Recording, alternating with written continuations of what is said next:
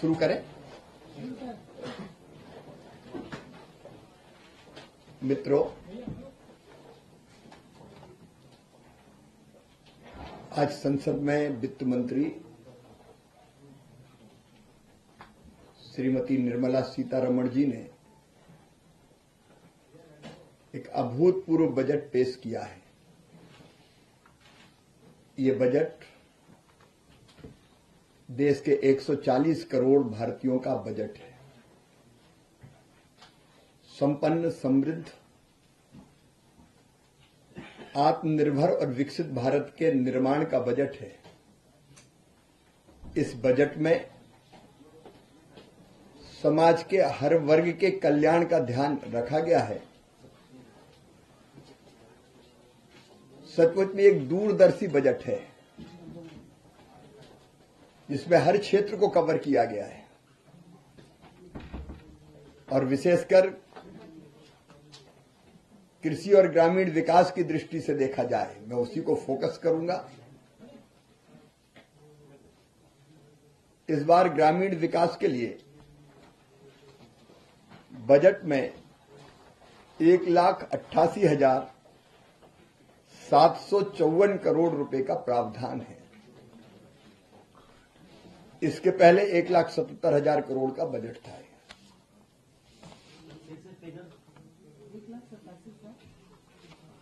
इस बार जो पेश हुआ है 1,88,754 करोड़ 53 लाख रुपए का बजट। पिछले वर्ष था 1,77,000 करोड़ रुपए का बजट। इस बजट में मनरेगा के लिए 86,000 करोड़ रुपए का प्रावधान है, जो ग्रामीण मजदूरों को रोजगार देने का सबसे बड़ा साधन है। प्रधानमंत्री आवास योजना प्रधानमंत्री जी का संकल्प है, हर एक के लिए पक्का मकान, और गरीबों के पक्के घर बनाने के लिए इस साल बजट में 54,832 करोड़ रुपए का प्रावधान किया गया है, जो अब तक का सर्वाधिक है। आवास के अतिरिक्त ग्रामीण गरीबी दूर करने का सबसे सशक्त माध्यम है महिला सशक्तिकरण, और आजीविका मिशन के माध्यम से वो काम चल रहा है। 3 करोड़ लखपति दीदी में से 1,15,00,000 से ज्यादा दीदियां लखपति बन चुकी है। अब इसी काम को आगे बढ़ाने के लिए बजट में 19,005 करोड़ रुपए का प्रावधान किया गया है। और मुझे ये बताते हुए खुशी है कि अब एक स्टेप हम और आगे बढ़ने वाले गरीबी दूर करने के लिए, महिला सशक्तिकरण के लिए, महिलाओं की, बहनों की गरीबी दूर करने के लिए। अब तक लखपति दीदी की कल्पना थी, कई काम बहुत महत्वपूर्ण करके वो आत्मनिर्भर हुई है, लेकिन अब स्वयं कोई बहन, महिला या उनका समूह अब बड़ी उद्यमी बने, इस दिशा में कदम उठाए जा रहे हैं। और इसके लिए हमारी कोशिश है गरीबी मुक्त भारत के लिए गरीबी मुक्त गांव। गांव में कोई भी आजीविका से जुड़े बिना ना रहे। Rural prosperity and resilience programme की आज घोषणा की वित्त मंत्री ने। ग्रामीण संपन्नता और रेजिलियंस कार्यक्रम, और इसके लिए हम ग्रामीण बहनों को, युवाओं को, युवा किसानों को और भूमिहीन जो हमारे मजदूर भाई बहन हैं, उनको जोड़कर राज्यों के साथ मिलकर अनेकों कदम उठाएंगे। संकल्प यही है गरीबी मुक्त भारत के लिए गरीबी मुक्त गांव, उसका इस प्रोग्राम के अंतर्गत हम प्रारंभ करेंगे और इस प्रोग्राम को गति देने के लिए आरसेटी के नेटवर्क को कौशल विकास के लिए अब तक जिले में हुआ करते थे, अब हम नीचे ब्लॉक के स्तर तक ले जाएंगे। इसमें एक और विशेषता है, ग्रामीण क्रेडिट स्कोर की भी इस बजट में घोषणा की गई है। इस क्रेडिट स्कोर के कारण मान लीजिए सेल्फ हेल्प ग्रुप का या सेल्फ हेल्प ग्रुप से जुड़ी हुई बहनों का क्रेडिट स्कोर घोषित होता है तो उनको आसानी से और बड़ा लोन बैंकों से मिल सकेगा। इस बजट में प्रधानमंत्री ग्राम सड़क योजना में लगभग 19,000 करोड़ रुपए का प्रावधान किया गया है। मैं ये मानता हूं कि ग्रामीण भारत से गरीबी दूर करने के लिए ये बजट बहुत प्रभावी उपकरण सिद्ध होगा। वैसे ही कृषि के लिए आज भी कृषि भारतीय अर्थव्यवस्था की रीढ़ है और किसानों के कल्याण पर और खेती के विकास पर इसमें सर्वाधिक ध्यान दिया गया है। किसान क्रेडिट कार्ड किसान के लिए वरदान जैसा था। 1998 में इस योजना का प्रारंभ हुआ था और किसानों को नाम मात्र के ब्याज पर 4% ब्याज पर 3 लाख रुपए का लोन मिलता है। अगर प्राकृतिक आपदा आ जाए, कोई और दिक्कत पड़ जाए तो ऋण वापसी की अवधि को भी बढ़ाया जाता है, बिना ब्याज की दर बढ़ाए। अब तक यह लिमिट थी 3 लाख, इसको 3 लाख से बढ़ा के 5 लाख रुपया किया गया है। देखिए, कृषि विकास को बढ़ाने में, विकास दर को बढ़ाने में हार्टिकल्चर का बहुत बड़ा योगदान है। वैसे भी आपने देखा है कि कृषि की विकास दर लगातार लगभग 10 सालों से 5% के आसपास रही है, लेकिन इसमें भी फल सब्जियों का बड़ा योगदान है और किसान को फल और सब्जी लगानी है तो ज्यादा निवेश की जरूरत पड़ती, पैसे ज्यादा लगते हैं। तो ये जो 5 लाख रुपया किसान को मिलेंगे उसको और बड़े निवेश के लिए सक्षम बनाएंगे और इससे हमारा कृषि विविधीकरण का, डाइवर्सिफिकेशन का सपना भी पूरा होगा, पैसा अगर किसान के पास आएगा तो। और इसलिए किसान क्रेडिट कार्ड के लिए जो प्रावधान किया गया है उसके लिए मैं प्रधानमंत्री जी को हृदय से धन्यवाद देता हूं, वित्त मंत्री जी का आभार प्रकट करता हूं। एक और बड़ा कदम जो खेती के लिए उठाया गया है, कई ऐसे जिले हैं जहां कृषि उत्पादकता कम है। एक जैसे जिले नहीं है कि एक समान उत्पादन हो रहा हो। इस असमानता को दूर करने के लिए प्रधानमंत्री धन धान्य कृषि योजना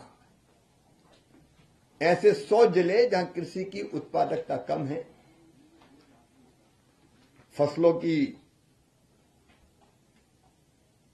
कुल मिला के तीव्र, कहीं जैसे कुछ हिस्से 2-2, 3-3 फसल होती, वहां एक ही फसल होती है, कई महीनों तक खेत खाली पड़े रहते हैं। ऐसे जिलों में हम कम उत्पादकता के कारणों का पता करेंगे, बीज, कीटनाशक और उर्वरक जैसे बेहतर इनपुट कैसे और कितना डाले इसके लिए गाइड किया जाएगा। पानी का कुशल प्रबंधन, फसल का विविधीकरण, प्रोसेसिंग, फिर कोल्ड स्टोरेज और वेयरहाउस की चेन, ऐसे अनेकों, और वहां ऋण की उपलब्धि, क्योंकि ऋण भी ऐसे इलाकों में किसानों को कम मिलता है, क्रेडिट कार्ड हो या बाकी माध्यम से। तो ये योजना भी ऐसे जिलों में न केवल कृषि की उत्पादकता को बढ़ाएगी, बल्कि ऐसे जिलों में लगभग 1,70,00,000 किसान होंगे। उन किसानों के लिए आय वृद्धि का बड़ा कारण बनेगी, उत्पादकता बढ़ेगी, फसल के बाद नुकसान कम होंगे। कई तरह के प्रयत्न हम लोग करने वाले हैं। बजट में अच्छी उपज देने वाले, देखिए अगर उत्पादन बढ़ाना है तो सबसे पहली शर्त है अच्छे बीज, और ऐसे उच्च उपज देने वाले बीजों पर राष्ट्रीय मिशन शुरू करने की घोषणा वित्त मंत्री जी ने की है। अब इसमें हम उच्च उपज, जिनमें कीट प्रतिरोधक क्षमता ज्यादा हो, नहीं तो कोई एक कीट आया फसल पूरी खराब कर दी, और जलवायु परिवर्तन के कारण बढ़ते हुए तापमान में भी ज्यादा उत्पादन कैसे हो सके, आईसीआर ऐसे बीजों का रिसर्च करके नए बीज उच्च उत्पादकता देने वाले बनाएंगे हम, और जल्दी किसानों के बीज ले जाएं, इसके प्रयत्न करेंगे। ब्रीडर सीड से फाउंडेशन सीड और सर्टिफाइड सीड वो जल्दी बन के किसानों के बीच में पहुंचे, उसका आईसीआर प्रयास करेगा। हमारे किसान कई चीजें पैदा करते हैं, उसमें से एक है कॉटन, कपास। तो कॉटन उत्पादकता मिशन भी शुरू करने की घोषणा वित्त मंत्री जी ने की है। हमारे कपास की न केवल उत्पादकता बढ़ाना, बल्कि गुणवत्ता भी बढ़ेगा। लंबे रेशे वाला, उच्च गुणवत्ता वाला कपास हमारे यहां पैदा हो, और इसके लिए फाइबर प्रोसेसिंग और इंफ्रास्ट्रक्चर में सुधार, सस्टेनेबल नेचुरल फाइबर को बढ़ावा देने का प्रयास किया जाएगा। अभी हमारी मांग है 326 लाख गांठों की कपास की, और केवल उत्पादन होता 300 लाख गांठों का। तो इस उत्पादन को बढ़ाना, उसके 3 मिनी मिशन है, उसके डिटेल में मैं नहीं जा रहा, लेकिन इससे भी कॉटन की उत्पादकता भी बढ़ेगी, गुणवत्ता भी बढ़ेगी, किसानों को ज्यादा फायदा होगा। फिर मखाना बोर्ड, मखाना विशेषकर हमारे बिहार, उत्तर प्रदेश जैसे कई राज्यों में गरीब किसान, विशेषकर मछुआरे, वो उत्पादित करते हैं, और मखाने को सुपर फूड माना जाता है। इसमें पर्याप्त मात्रा में कार्बोहाइड्रेट होता है। पिछले दिनों जब बिहार में गया था और बिहार के कृषि मंत्री भी यहां आए थे, तब मखाना उत्पादक किसानों की समस्याओं से अवगत कराया था। और इसलिए अभी क्या, मखाने में हाथ से पानी के अंदर मेहनत करनी पड़ती, जो काफी कठिन होता है। तो कैसे मैकेनाइजेशन करें, बाजार तक पहुंच की कमी कैसे दूर करें, कीमतों के उतार चढ़ाव का सामना न करना पड़े, कई तरह के, और मखाने की प्रोसेसिंग जैसे कई काम करने के लिए मखाना बोर्ड का गठन किया जाएगा। और ये सारे कदम जो उठाए गए हैं वो कृषि की उत्पादकता बढ़ाएंगे, उत्पादन की लागत घटाएंगे। एक विशेष चीज, फल और सब्जियों के उत्पादन पर विशेष ध्यान। लेकिन उसमें एक समस्या आती है, किसान जहां पैदा करता है वहां सस्ता बिकता है और उपभोक्ता तक महंगा आता है। ये कीमत का जो अंतर है उसको कम करने का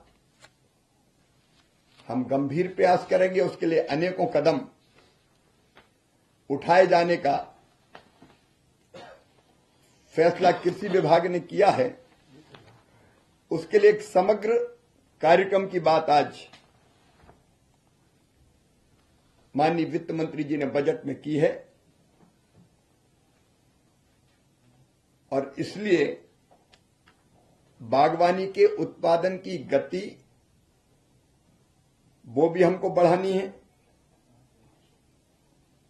मौसमी उत्पादन खराब होने की जो प्रकृति है उससे हम निपटेंगे। अल्प भंडारण क्षमता के कारण दिक्कत होती है, जल्दी खराब होता है। कई तरह के कदम उठाने का हम लोग काम करेंगे। टीओपी फसलों को भी, मतलब टमाटर, प्याज, आलू, इसके ठीक दाम मिले उसके भी प्रयत्न करेंगे। अभी जो लंबी आपूर्ति श्रृंखला में बिचौलियों को ज्यादा पैसा मिल जाता है, किसान को उतना नहीं मिल पाता, तो इसमें भी हम लोग प्रयास करेंगे फल और सब्जी क्षेत्र के लिए समग्र कार्यक्रम के अंतर्गत के किसानों को और ठीक दाम मिल सके। ये सारे समग्र प्रयत्न हमारे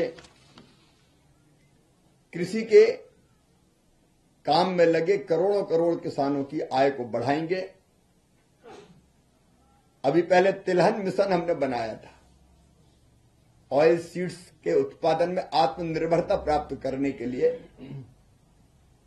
अब इस बार बजट में वित्त मंत्री जी ने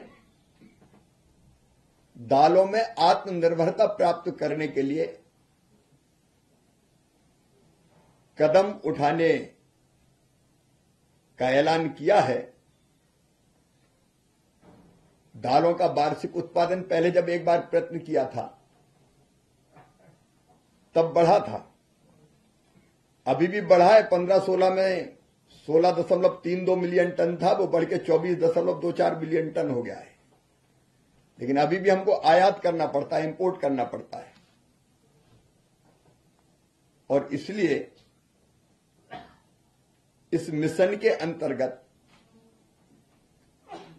अच्छे बीज, फ्री में मिनी किट, अच्छे बीजों के देना, डिमॉन्स्ट्रेशन सहित अनेकों कदम उठाएंगे। नवीनतम बीजों की किस्में अपना के क्लस्टर आधारित दृष्टिकोण में पैकेज ऑफ प्रैक्टिस से लेके अनेकों कदम उठाना है, तो उस काम को भी हम करेंगे। और विशेष बात यह है किसान भाई बहनों के लिए कि अरहर, उड़द और मसूर जितनी पैदा करेंगे पूरी की पूरी खरीदी जाएगी। नाफेड जैसी एजेंसी के माध्यम से हम मिनिमम सपोर्ट प्राइस पर उसको खरीदने का काम करेंगे। इससे किसान को ठीक दाम भी मिलेंगे और दलहन के उत्पादन में हमारा देश आत्मनिर्भर भी होगा। ऐसे अनेकों कदम उठाने की घोषणा वित्त मंत्री जी ने कही है, जो किसानों के लिए बहुत लाभकारी सिद्ध होंगे।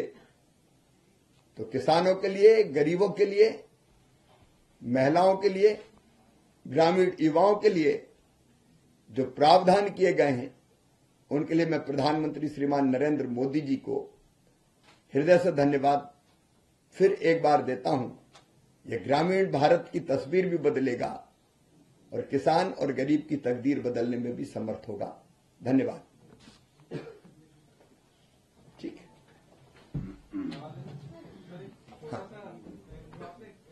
किसान क्रेडिट कार्ड की राशि लिमिट बढ़ाई गई है 5 लाख रुपए, तो क्या उसमें कुछ कंडीशंस भी है कि जमीन इतनी होनी चाहिए इतनी, या फिर कोई भी किसान? कोई कंडीशन नहीं। एक स्केल ऑफ फाइनेंस पहले से जो बना हुआ है उसी के आधार पर।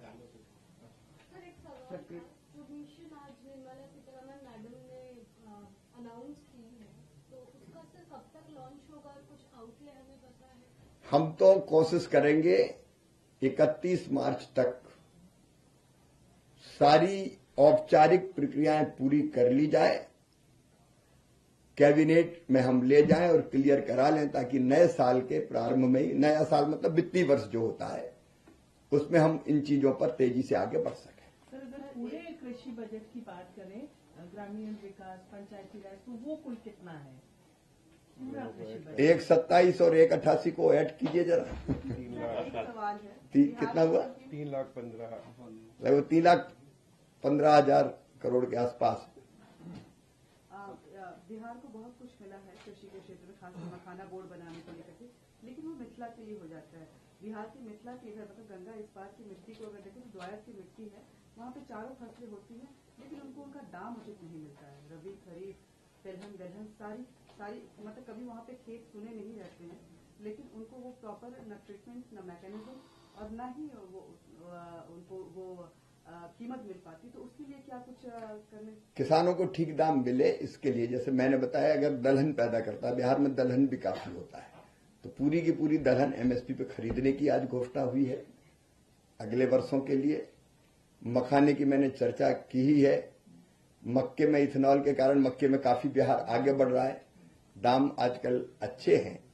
और मैंने फल और सब्जियों की बात भी इस बजट में जो कही गई वो भी आपके बीच रखी है, तो दाम ठीक मिले इसके लिए पूरे प्रयत्न किए जाएंगे।